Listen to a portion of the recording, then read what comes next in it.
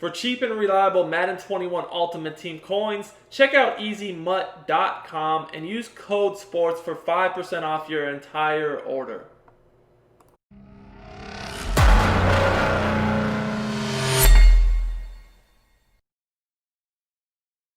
Oh, what's up YouTube? It's Duke back here from SportsGamers.com. Super excited for today's Madden 21 video. In this tip, I'm going to break down part 2 to the most explosive offense in Madden 21. So just a few days ago, I released part 1, going over a money play in the bunch tight end that you guys can use to expose any defense in the game. Very, very popular video. You guys liked it a lot, so I decided to drop part 2. Again, looking at the gun bunch tight end out of the Seattle Seahawks offensive playbook.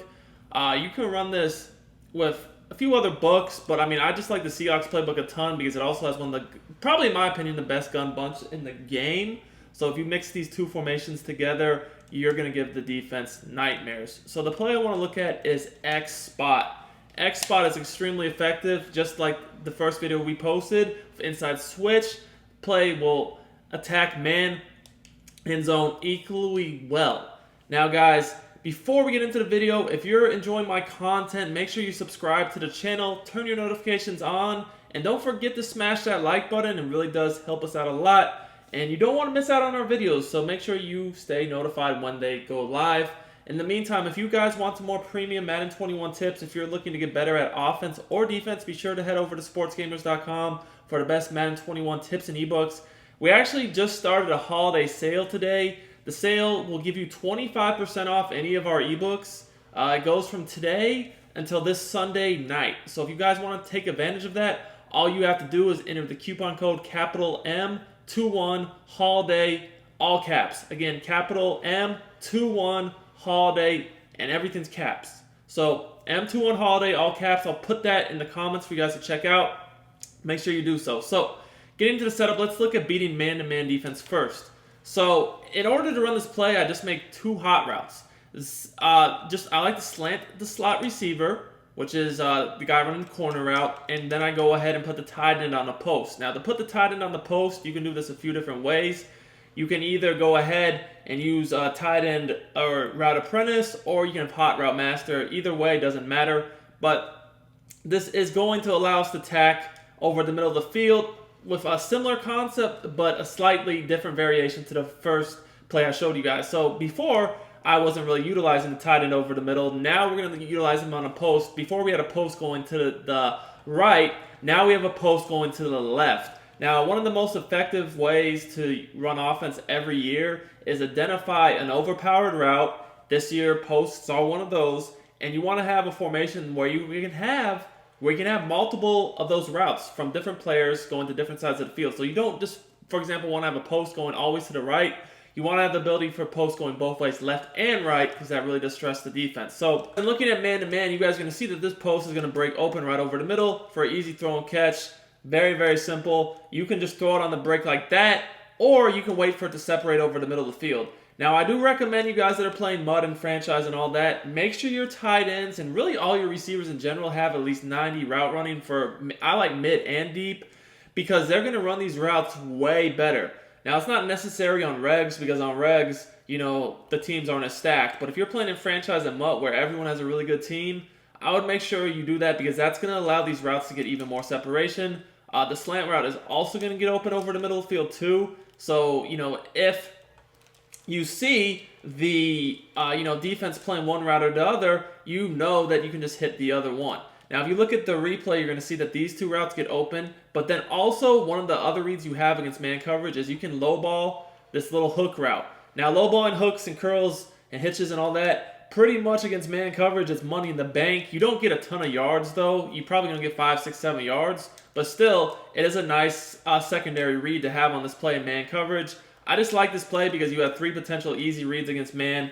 You can click on a possession, catch it, or try to aggressive catch it to get the dive catch. Either way works just fine. Just make sure once you bullet that low ball in that you hold down the catch button you wish to use. Now the flats, they're not really that important against man coverage. Mainly there to make this play work better against zone. But, you know, obviously when someone's in man, you don't want someone to be able to free roam with their user and not guard a player. So just having everybody out on a route that they at least have to respect is, in my opinion, you know, very important. Now, switching over to zone, we're going to start with just default zone drops. Let's just look at cover 3. A lot of people are starting to run cover 3 defenses, and one of the most popular adjustments that people use is to kind of do like a double Mabel concept, to where they might do something where they have, a cloud flat and then a hard flat on both sides of the field. Or they might just set their zone drops for purples to 20 and then just have hard flats on each side. Basically what that does is that's going to defend the flat for the quick reads and then also the deeper sideline area too. This play is really good against that because, we're mainly, we are attacking both flats, so you do have to guard the flats, but we're mainly attacking over the middle with 3 reads between the hook, the slant, and the post. So even if they make an adjustment like that, we can still dot them up very easily. But at the same time, obviously I do like this play because if you do try to run a defense where you turn your zone drops on, whether it's cover 2 or cover 3, it doesn't really matter.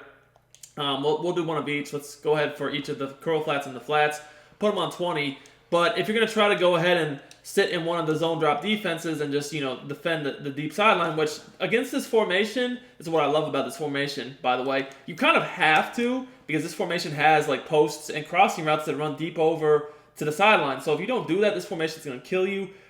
We did have a breakdown earlier in the year and also on sportsgamers.com with PA boot over, several ways to run that play that are really good. So, if you notice someone's not using zone drops, you can just kill them with the crossing route. But if they are, the flats are an easy way to dissect them, as you guys can see here. Just throw it in the flat. I've mentioned this so many times this year, but you have to make the defense respect the flats this year. If you just let them turn on their zone drops and play 20 yards back and, you don't hit the flats, if you don't see we got both in the left and right flat occupied, by the way. Running back on the right, receiver on the left. But if you don't make the defense respect that, you just make their job way too easy, and you have to take what's there on this year's game. If they're going to give you the flats, you've got to take them. And that, like I said, that's just not cover 2. It's the same thing for cover 3. Like, if they want to go ahead and sit in cover 3 and turn their zone drops on the same way, you're going to need to make them pay. Again, all we're doing in this play is the tight end's going on a post, the slot receiver's going on a slant. Really like that because this allows us to quick snap the defense. So, if you see them trying to set up a whole bunch of adjustments, we can just make 2 hot routes, no motion required. Boom, snap the ball, and they're dead. Now, if they're going to play more traditional defense without zone drops and more minimal adjustments and kind of just play stock coverages, this play is going to beat that too, because we're going to have a situation where, either they're going to guard the flats or they're not. And, if they do guard the flats, we'll just attack them over the middle of the field, but if they don't guard the flats, then we'll hit them in the flats. So either way, we're good. Let's look at cover 3 stock first. So with the purples, they're not going to be able to stop all these reads over the middle. Purples are kind of one of those zones that just almost, in my opinion, without zone drops, just don't defend anything. As you guys can see there, they kind of wanted to guard the flat, but then they kind of didn't. And then they also didn't get deep enough to really do anything meaningful on routes that would attack deeper down the field either. So that's what I'm saying. Stock, not really that great. As you guys can see here, the way this play works is the flat, it's open, but it still affects this defender enough to where we have a seam in here to throw the ball. And then again, this little hook route, it's open too, but it still affected the hook zone by the CPU enough that we can hit the post right in between all these players. Guys, you see we kind of have the triangle going on here with this flat, the hook, and the post. And I've spoken this several times over the years that this is one of the most effective spacing concepts to attack any zone defense out there. And you guys can see that, it does such a great job. So now, really with this play, all you really have to do is just watch where the user is, because the user is the only person that can really do anything to you. And if they, say they just run with the post, okay, fine. Throw that little hook route over the middle of the field. Or throw the slant route too, because maybe they use the other linebacker, right? And they go ahead and maybe they shade down, play a hard flat to take away your flats, and then maybe they guard the post themselves, with the other linebacker, right? Well, if they do that, again, all you got to do is just throw the slant over the middle of the field, and you're going to have a lot of room to work with. Guys, you might think slants are just going to get you 10 yards. They can get you, 7, 8, 9, 10 yards against good coverage. But if someone's just going to, leave their area of the field and go try to stop your post route, they're going to get much more than that. But even on tight coverage like this, guys, if you just lowball a slant in there in between all these zones and possession catch it, the defense just does not react to that this year, and it's very, very easy to beat them with that. Now, same thing though, even though this is just stock coverage, if we see that they maybe just shade up to try to take away our reads, deeper down the field, still, guys, I mean, you're not going to get as much yards hitting the flat against that, but still, that's about 5 yards right there. It obviously can be more of a better player and a little bit better throw. That throw wasn't the greatest, but, you know, that's there all day long. If you want to look at cover 4 drop, again, we can just go in Big Dom 1-4-6. Now, like I said, Big Dom 1-4-6, you know, is a really good defense, but the way I play offense, I'm going to either have an extra tight end or running back in the game, so if I see this, I'll just audible down.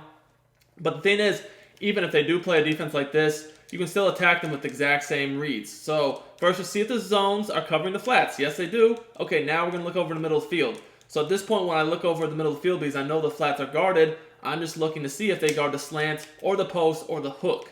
That time they guarded the, you know, honestly, all 3 routes could have been open, but, you know, we just hit the slant. This time, if they stay a little bit more home on the slant, we can just hit the post right in there. You know, it's just such a difficult play to stop, and you can't, like, the problem with this play is you can't sleep on any area of the field, because if you want to kind of just take your user and try to bait me between the slant and the post, and then also guard the flat, kind of make that read over the middle field a little bit more difficult, well, I mean, we have a hook right underneath those routes too. So at the end of the day, all you really need to do with this play is first read the flats. If the flats are open, take them. If they're not, then you want to look over the middle of the field. And again, we're always looking, once we look over the middle field, to see where that user is. Because he has 3 routes over the middle he has to attend to: the slant, the post, and the hook. It is literally impossible to guard all 3. And again, even if the coverage is tight, especially on the slant and the little hook curl, all you need to do is throw a low ball in there and it'll be an easy completion. So hope you guys enjoyed the tip. Smash that like button. It's Duke. I'm out of here until next time.